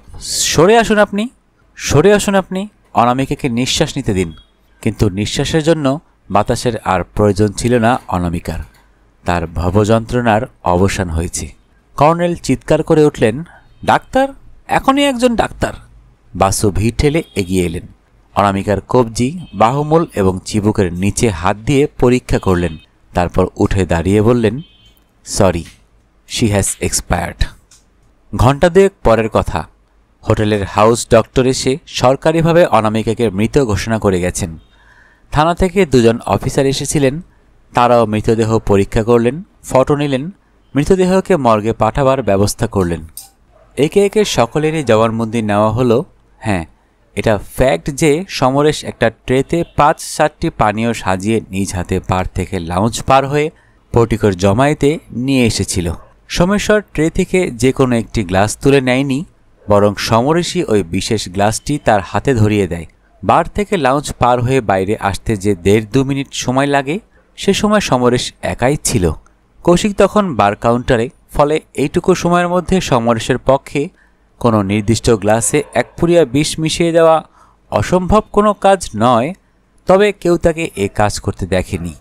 এটাও সবাই দেখেছে যে সমরেশ যে গ্লাসটা সোমেশ্বরের হাতে দিয়েছিল, সেটাই সোমেশ্বর তার স্ত্রীকে দেয় এবং অনামিকা সেই গ্লাস থেকে পানীয়টা অতি দ্রুত খেয়ে ফেলে। থানা অফিসার প্রতিটি ঘর সার্চ করেছেন। একটি বিচিত্র বস্তু তিনি আবিষ্কার করেছেন সমরেশদের ঘর থেকে। সমরেশেরই সুটকেসের একটা সিক্রেট পকেট থেকে 1 ফায়াল ওষুধ, ডিজিটালিস গ্রুপের ওষুধ, নাম স্টেফিলথিন। ঔষধ বটে, তবে তীব্র বিষও। অ্যাকিউট হার্ট পেশেন্টদের চিকিৎসায় তার অত্যন্ত সীমিত ব্যবহার। সাধারণ মানুষের ব্যাগে সেটা থাকার কথা নয়। নির্মাণকারীর মুদ্রিত তথ্যে জানা যাচ্ছে ওটা 100 গ্রামের প্যাক, তার আধা আধি ফাঁকা। জানা গেল 20 গ্রামই ফেটাল ডোজ, অর্থাৎ 20 গ্রামই মৃত্যুবাহী বিষ। সমরেশের বক্তব্য, সে ওটার কথা কিছুই জানে না। সে ওটা কেনেনি, দেখেনি, তার সুটকেসে রাখেনি। তার তালাবদ্ধ ঘরে অন্য কেউ ওই সিক্রেট ডয়ারে ওটা রেখে গেছে, এটা পুলিশ বিশ্বাস করেনি। ফলে সমরেশকে পুলিশে গ্রেপ্তার করে নিয়ে গেছে। প্রায় উন্মাদিনীর মতো কাঁদতে কাঁদতে অর্পিতা ছুটে এসেছিল বাসু সাহেবের ঘরে। আপনি ওকে বাঁচান মেসোমশাই, ও এ কাজ করেনি, করতেই পারে না। হাঁটু কেড়ে বসে জড়িয়ে ধরে ওর পা দুটো। বাসু বলেন, উঠে বসো অর্পিতা, পাগলামি করো না। আমি কথা দিচ্ছি সমরেশের জন্য আমি যথাসাধ্য করব। আপনাকে কত রিটেইনার দেব মেসোমশাই? এখন নয়, আগে হাজতে গিয়ে ওর সঙ্গে কথা বলি। সে নিজ মুখে আমাকে বলুক যে সে এই কাজ করেনি। অর্পিতা ছিলে খোলা ধনুকের মতো সোজা হয়ে উঠে দাঁড়ায়। বলে, তার মানে আপনার মনে কি বিন্দুমাত্র সন্দেহ আছে যে সমর এ কাজ করেও থাকতে পারে? না, নেই। আমার বিশ্বাস ও নির্দোষ, কিন্তু এটাই আমার কাজের ধারা। তুমি যাও অর্পিতা, নিজের ঘরে বিশ্রাম নাও, গে যাও। আমাকে একটু নিরিবিলি চিন্তা করতে দাও। লাঞ্চে অধিকাংশই কোনো রকমে পিত্তি রক্ষা করে গেলেন। সকলের সব অনুরোধ উপেক্ষা করে অর্পিতা অনশনে রইল। ঘরে ডোন্ট ডিস্টার্ব বোর্ড টাঙিয়ে ভিতর থেকে ছিটকিনি দিল। সোমেশ্বরও লাঞ্চে গেল না। একটা জনি ওয়াকারের বোতল আর 3-4টা সোডা বার কাউন্টার থেকে নিয়ে অর্গলবদ্ধ করে নিজেকে স্বেচ্ছাবন্দী করল। কৌশিক বাসুকে বলল, চলুন মামু, যা হোক মুখে দেওয়া যাক। বাসু বললেন, তোমরা 3 জনে কিছু খেয়ে এসো, আমার জন্য 1 প্লেট স্ন্যাক্স ঘরে পাঠিয়ে দাও। তুমি কি দিনের বেলা ওই সিভ্যাস রিগালের বোতলটা বের করতে চাও নাকি? রানীর সশঙ্ক জিজ্ঞাসা। বাসু বিনীতভাবে বললেন, please Ranu, it's a day of exception. বিকেল 4টা নাগাদ ওর ঘরের টেলিফোনটা বেজে উঠল। দুজনের কারো ঘুম হয়নি। বাসু সাহেব ফোনটা তুলে আত্মপরিচয় দিতেই ও প্রান্ত থেকে রিসেপশনিস্ট জানালো যে গঞ্জাম থেকে এসপি মিস্টার এম পানিগ্রাহী এসেছেন বাই রোড। নিহত ব্যক্তিটি পশ্চিমবঙ্গের একজন সেলিব্রিটি শুনে এবং মৃত্যুটা রহস্যময় একথা জানতে পেরে। হোটেলে এসে তিনি জানতে পেরেছেন বোর্ডারদের মধ্যে ক্যালকাটা বারের অতি বিখ্যাত ক্রিমিনাল সাইড ব্যারিস্টার PK বাসুও আছেন। তাই তিনি বাসু সাহেবকে সেলাম দিয়েছেন, তিনি যদি কাইন্ডলি। সন্ধ্যা 5টা। দীর্ঘ 1 ঘন্টা একটি রুদ্ধদ্বার কক্ষে ওরা 3 জন কী সব পরামর্শ করলেন। লোকাল থানা officer Mr Binayak Pandey, SP Panigrahi আর বাসু সাহেব। ম্যারাথন ডিসকাশন এক সময়ে শেষ হলো। ওরা 3 জনে বার হয়ে এলেন। এসপি দৃঢ়ভাবে বাসু সাহেবের করমর্দন করে বললেন, অশেষ ধন্যবাদ। ঘটনাচক্রে আপনি উপস্থিত না থাকলে হয়তো ভুল পথে কেসটা পরিচালিত হতো। ওরা চলে গেলেন। ইন্টারোগেশনের জন্য অর্পিতা আর সোমেশ্বরকে থানায় নিয়ে গেলেন। আগেও এদের দুজনের জবানবন্দি নেওয়া হয়েছে, কিন্তু এই দীর্ঘ আলোচনার সময় এমন কিছু তথ্য জানা গেছে যে এসপি মনে করছেন ওদের দুজনকে থানায় নিয়ে গিয়ে আরও নিবিড়ভাবে জিজ্ঞাসাবাদ করা দরকার। বাসু নিজের ঘরে গিয়ে দেখলেন সেটা তালাবন্ধ। সব ঘরই তাই। বুঝলেন সব আবাসিকই সমাবেত হয়েছেন বাইরের পোর্চে। অগত্যা সেদিকেই এগিয়ে গেলেন তিনি। হ্যাঁ, যা আশা করেছিলেন, আজ তার ছাতার তলায় কেউ যায়নি। পোর্চেই ছড়িয়ে ছিটিয়ে বসেছে। আজ আর অ্যাপিটাইজারের কথা কারও মনে পড়েনি। তাস দাবার আসরও বসেনি। ছোট ছোট গ্রুপে নিচু গলায় সারাদিনের অদ্ভুত ঘটনাগুলির রোমন্থন হচ্ছে। ওই সঙ্গে মানব চরিত্রের বৈচিত্র্য, অর্পিতার দুর্ভাগ্য, সমরেশের নজিরবিহীন ব্যভিচার আর অনামিকার না থাক। আহা, মেয়েটা তো প্রাণ দিয়ে প্রায়শ্চিত্তই করে গেল। বাসু সাহেবকে দেখে ঝিমিয়ে পড়া জটলাটা উৎসাহিত হয়ে ওঠে। বাসু দ্রুত চোখ বুলিয়ে দেখে নিলেন প্রতিদিনের আড্ডাধারীদের মধ্যে 4 জন মাত্র অনুপস্থিত: সোমেশ্বর, অর্পিতা, সমরেশ আর অনামিকা। ব্রজদুলাল বললেন, আপনার সেই ভবিষ্যৎবাণীটা দারুণভাবে বলে গেল। সাইক্লোন একটা আসছে, কারগর ভাঙবে তা এখনই বোঝা যাচ্ছে না। বাসু বললেন, সবটা প্রথমেই বোঝা যায় না, তাহলে তো দুর্ঘটনাটা এড়ানোই যেত। কর্নেল বলেন, শুনলাম অর্পিতা আপনাকে সমরেশের তরফে লিগ্যাল কাউন্সিলর হিসেবে রিটেন করতে চেয়েছিল। আপনি নাকি রাজি হননি? বাসু কৃপা সঞ্চালনে স্বীকার করলেন। কর্নেল শখেদে বললেন, কি করেই বা করবেন? সমরেশ যে অপরাধী এটা তো পরিষ্কার বোঝা যাচ্ছে। সোমেশ্বর 5-10 লাখ টাকা পেলেও অনামিকাকে ডিভোর্স দিত না, তাই তাকে দুনিয়া থেকে। বাসু বাধা দিয়ে বললেন, সমরেশের জামিনের ব্যবস্থা হচ্ছে, কাল সকালে সে ছাড়া পেয়ে যাবে। কর্নেল পুনরায় বলেন, সাময়িকভাবে জামিনে ছাড়া পেলেও শেষ পর্যন্ত ওকে শাস্তি পেতেই হবে, কঠিন শাস্তি। It's a clear case of murder. মানছি খুনই, কিন্তু খুনটা করল কে? অবভিয়াসলি সমরেশ, আবার কে? বাসু বলেন, একটা কথা আমাকে বুঝিয়ে বলুন তো কর্নেল সমাদ্দার। আপনাদের সকলের মতে, পুলিশের মতেও সমরেশ বিষটা মিশিয়েছিল, ধরিয়ে দিয়েছিল সোমেশ্বরের হাতে। কারণ সোমেশ্বর মারা গেলে সে অর্পিতাকে ডিভোর্স করে ওই অত্যন্ত ধনী সুন্দরী গ্ল্যামারাস মেয়েটিকে বিয়ে করতে পারে, এই তো? তাহলে সে যখন সচক্ষে দেখল যে সোমেশ্বর সেই বিষ মিশ্রিত পানীয়টি অনামিকার হাতে ধরিয়ে দিচ্ছে, তখন সে ঝাঁপিয়ে পড়ে বাধা দিল না কেন? ওতে একটা মাছি পড়েছে এই অজুহাতে। কেউ কোনো জবাব দিলেন না। বাসু বলে চলেন, এ প্রশ্নের জবাব নেই, পানিগ্রাহীও খুঁজে পাননি। সেকেন্ডলি, ওই বিষের ফায়াল থেকে 50 গ্রাম বার করে নিয়ে কোন মূর্খ সেটা নিজের সুটকেসের সিক্রেট ড্রয়ারে লুকিয়ে রাখবে? এটা বিশ্বাসযোগ্য? ব্রজদুলাল বলেন, কিন্তু সেখানেই তো ওটা পাওয়া গেছে, ওর তালাবদ্ধ ঘরে। ওর তালাবন্ধ সুটকেসের সিক্রেট প্যাকেটে কে সেটা লুকিয়ে রাখতে পারে বলুন? সে ছাড়া আরও একজনের পক্ষে তা সম্ভব ছিল। ঘরের চাবি যার হেফাজতে, হামেহাল আসে সুটকেসের চাবিটাও এবং স্বামীর সুটকেসে সিক্রেট পকেট কোথায় আছে তা একজনের পক্ষেই জানা সম্ভব। কর্নেল বলেন, অর্পিতা? বাহ, তার কি স্বার্থ? কৌশিক বলে, আমারও একবার তাই মনে হয়েছিল। এটা একটা সুপরিকল্পিত জয়েন্ট অ্যাডভেঞ্চার। দুজনের মিলিত প্রচেষ্টায় এটা ধরে নিলে অনেক সমস্যার সমাধান হয়ে যায়। প্রথমত, অনামিকা বিষ মিশ্রিত পানীয়টি পান করছে সচক্ষে দেখেও কেন সমরেশ ঝাঁপিয়ে পড়ে বাধা দেয়নি? দ্বিতীয়ত, সোমেশ্বর পানীয়টা হাত বাড়িয়ে নিয়েও কেন চমক দেয়নি? নানান কথাবার্তায় সে দেরি করাচ্ছিল আর ক্রমাগত, হ্যাঁ আমি লক্ষ্য করে দেখেছি, ক্রমাগত হাতের গ্লাসটা নাড়াচ্ছিল, যেমন করে আমরা লেবুর শরবতে চিনি মিশিয়ে নাড়তে থাকি। তৃতীয়ত, কেন হত্যাকারী অত বড় কনক্লুসিভ এভিডেন্সটা নিজের হেফাজতে লুকিয়ে রাখবে, বঙ্গোপসাগরে ছুঁড়ে ফেলে দেবে না? মানে 50 গ্রামের পুড়িয়াটা বানানোর পর। ফোর্থলি, কিভাবে ওটা তার সুটকেসের সিক্রেট ড্রয়ারে স্থান লাভ করল? আমার শুধু একটা প্রশ্নের সমাধান হচ্ছিল না, কেন? হোয়াই? কি জন্যে? দুজনে জয়েন্টলি এই দুঃসাহসিক কাজটা কেন করবে? স্বার্থটা কার? বাসু বললেন, পার্টনার ইন ক্রাইম, দুজনেরই স্বার্থ এতে জড়িত।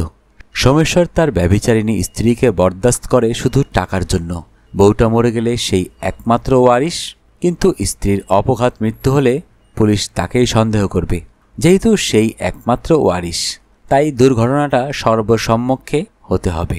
ওদিকে অর্পিতাও তার ব্যভিচারী স্বামীকে নিয়ে বীতশ্রদ্ধ, বিরক্ত। অপরের সুন্দরী স্ত্রী দেখলেই সমরেশের মাথা ঘুরে যায়। আবার অনামিকা প্রথম দর্শনে অর্পিতাকে চিনতে পারেনি। সুদীপাকে ভেবেছিল সমরেশের স্ত্রী, অথচ অর্পিতা আর সোমেশ্বর পরস্পরকে চিনত গোপালপুর অন সিতে আসার আগেই।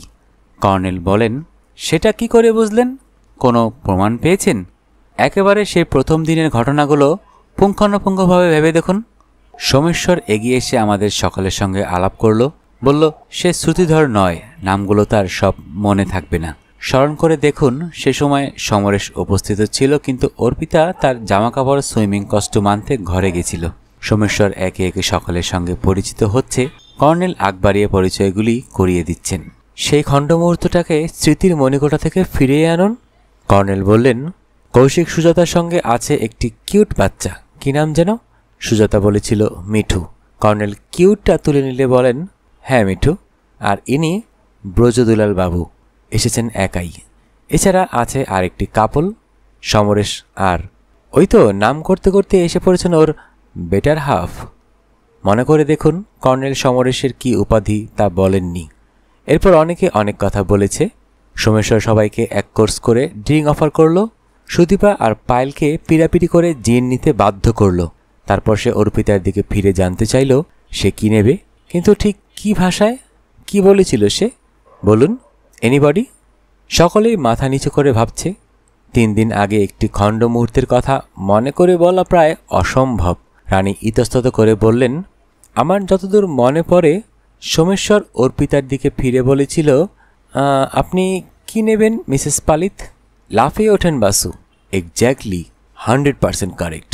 Now answer that $1 million question. Someshwar কেমন করে জানল সমরেশের বেটার হাফ পালিত? বোস নয়, ঘোষ নয়, চ্যাটার্জি নয়, পতিতুণ্ডও নয়, পালিত। পূর্ব পরিচিতি ছাড়া এটা হয় না, হতে পারে না। ব্রজদুলাল বললেন, কারেক্ট, ওদের নিশ্চয়ই পূর্ব পরিচয় ছিল। বাসু বলেন, আর সেটা গোপন করার চেষ্টাও প্রকট।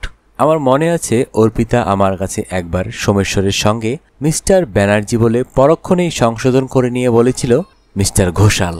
সকলে চুপ করে ভাবছে কোথাও কোনো অসঙ্গতি আছে কিনা। বাসু আবার বলেন, অনামিকা আর সমরেশ যেদিন চিল্কা যায় সেদিনেই দুজন ষড়যন্ত্রকারী সম্পূর্ণ বহাল তবিয়তে ছিল। সোমেশ্বর আদৌ মদ্যপানে বেহুশ হয়নি, আর অর্পিতারও পেট কামড়ানো শুরু হয়নি। ওরা দুজন কায়দা করে বোকা দুটোকে চিল্কা পাঠিয়ে দিয়েছিল। আমি জানি না, আন্দাজ করছি অর্পিতা আর সোমেশ্বর হয়তো তাদের প্রাকবিবাহ জীবনের প্রেমিক প্রেমিকা। ব্রজদুলাল বাবুর ঔষধ অর্পিতা আদৌ খায়নি। সে সোজা চলে গিয়েছিল সোমেশ্বরের ঘরে। 9টা থেকে 12টা সোমেশ্বরের বাহুবন্ধে। সে জানতই না যে তার হেফাজতে যে চাবিটা আছে তা ব্রজদুলাল বাবুর ঘরের। মামলা যখন আদালতে উঠবে তখন এসব এভিডেন্স খুঁটিয়ে দেখা হবে। কোন দোকান থেকে সে কলকাতায় এসটিডি করে, কত নম্বরে, কার সঙ্গে কথা বলে, পেটের ব্যথা সত্ত্বেও কেন সে টেলিফোন করতে যায়, কি জরুরি প্রয়োজন ছিল। কর্নেল বলেন, দুর্ঘটনাটা এড়ানো যেত না। বাসু বলেন, কি করে যাবে বলুন? ওরা যে কিভাবে খুনের পরিকল্পনাটা ফেঁদেছে তা তো জানি না। আমি ক্রিমিনালদের জোরটা ভাঙতে চেয়েছিলাম। অর্পিতা কলকাতা চলে গেলে সোমেশ্বর ঘাবড়ে যেত, একা হাতে অগ্রসর হতে সাহস পেত না। আর হয়তো সমরেশও ঘাবড়ে গিয়ে কলকাতা ছুটত, কিন্তু অর্পিতা কিছুতেই স্থান থেকে রাজি হলো না। ফাঁসির দড়ি যেন ওকে টানছিল। নিয়তি ছাড়া একে আর কি বলবেন বলুন? সকলেই নতমস্তকে এই নতুন সমাধানটার কথা ভাবছে। বাসু সাহেব উঠে দাঁড়ালেন, বলেন, আর নয়। আপনারা সবাই গোপালপুর অন সিতে এসেছিলেন কেন? মৃত্যু রহস্যের কিনারা করতে নয়, সমুদ্রের ধারে বেড়াতে। সূর্যাস্ত হতে আরও 5-7 মিনিট। আজ পশ্চিম আকাশে মেঘও নেই। সুতরাং out you go, nature lovers. Sudipa, Payel, তোমরা একদিকে যাও, এই ফুটকিটাকেও নিয়ে যাও সঙ্গে করে। মিঠু রানীর কাছে থাকবে। কৌশিক, সুজাতা, তোমরা যাও ওদিক পানে। ওরা একে একে রওনা হয়ে পড়ে। কর্নেল সাহেবও লম্বা লম্বা পা ফেলে মার্চের ভঙ্গিতে এগিয়ে যান। ব্রজদুলাল বলেন, মিসেস রানী বাসুর মেমোরি তো অসাধারণ।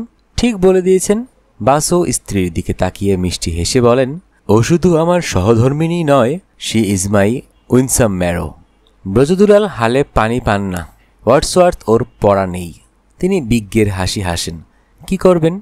পণ্ডিত ব্যক্তির সঙ্গে বন্ধুত্ব করলে এমন বিড়ম্বনা মাঝে মাঝে সইতেই হয়। রানী বৃদ্ধ বয়সেও রাঙিয়ে ওঠেন। ব্রজদুলাল নতুন প্রসঙ্গের অবতারণা করেন। আপনার কি মনে হয় সমরেশ আবার বিয়ে থা করে সংসার পাতবে? বাসু বলেন, জানি না, কেমন করে জানব? রানী আগ বাড়িয়ে বলেন, আমার বিশ্বাস সে আর ঘর সংসার করতে চাইবে না। কাল সকালে সে হয়তো ছাড়া পাবে। আমার ধারণা জামিন নয়, পার্মানেন্টলি। ওরা চার্জ ফ্রেম করবেন অর্পিতা আর সোমেশ্বরের বিরুদ্ধে, কিন্তু হোটেলে ফিরে এসে সমরেশ বেচারি কারো দিকে চোখ তুলে চাইতে পারবে না। বাসু বলেন, অর্পিতা জনে জনে তার ব্যভিচারী স্বামীর কেচ্ছার কথা বলে বেড়াতো, চোখের জলে, কিন্তু রসিয়ে রসিয়ে। অথচ ভেবে দেখো, শিল্পীরা কখনো কখনো অমন হয়ে থাকেন। পল গোগা থেকে পাবলো পিকাসো কি তাদের প্রথমা পত্নীর প্রতি একনিষ্ঠ থাকতে পেরেছিলেন? ব্রজদুলাল বলেন, right, I pity him. No sir, প্রতিবাদ করে ওঠেন বাসু। সে শিল্পী আপনার করুণার পাত্র নয়। স্বীকার করি ও হরিপদ কেরানির চেয়েও বড় জাতের দুর্ভাগা। ঘরেতে এসেছিল সে কুচক্রি খুনির বেশে, পরনে ঢাকাই শাড়ি, কপালে সিঁদুর। তাহলে তো সে করুণারই পাত্র। আবার বলেন ব্রজদুলাল, আজ্ঞে না।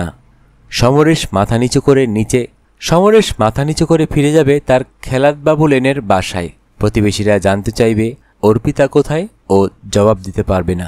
কিন্তু মাঝরাতে ও উঠে যাবে ছাদে, মাদুর বিছিয়ে বসবে। তার সেতারে মূর্ছিত হবে সিন্ধু বারোয়ার তান। সে সুরের সপ্তম স্বর্গে মিলেমিশে একাকার হয়ে যাবে সমরেশ পালিত হরিপদ কেরানি আর আকবর বাদশাহ। শুনতে শুনতে শেষ হয়ে গেল আমাদের আজকের গল্প। যারা এখনও অডিও বুক বাই মেহেদি চ্যানেলটি সাবস্ক্রাইব করেননি, অনুরোধ থাকবে চ্যানেলটি সাবস্ক্রাইব করে বেল আইকনটি অন করে দিবেন। ধন্যবাদ সবাইকে। ভালো থাকবেন, সুস্থ থাকবেন এবং বেশি বেশি করে বই পড়বেন, কারণ বইয়ের চেয়ে ভালো বন্ধু আর হয় না। শুনতে শুনতে শেষ হয়ে গেল আমাদের আজকের গল্প। যারা এখনও অডিও বুক বাই মেহেদি চ্যানেলটি সাবস্ক্রাইব করেননি, অনুরোধ থাকবে চ্যানেলটি সাবস্ক্রাইব করে বেল আইকনটি অন করে দিবেন। এই কাটা সিরিজের অন্যান্য অনেকগুলো গল্প আমাদের চ্যানেলে অলরেডি দেওয়া হয়ে গিয়েছে। যারা এখনও সেই গল্পগুলো শোনেননি, প্লেলিস্ট আকারে আমাদের চ্যানেলে দেয়া আছে। আশা করি সময় করে শুনে নেবেন, আপনাদের ভালো লাগবে। আর যদি ভালো লেগেই থাকে তাহলে মনে করে অবশ্যই চ্যানেলটি সাবস্ক্রাইব করে বেল আইকনটি অন করে রাখবেন, যেন নতুন গল্প দেওয়ার সাথে সাথেই গল্পের নোটিফিকেশন আপনাদের মোবাইলে চলে যায়। সবাই ভালো থাকবেন, সুস্থ থাকবেন এবং বেশি বেশি করে বই পড়বেন, কারণ বইয়ের চেয়ে ভালো বন্ধু আর হয় না।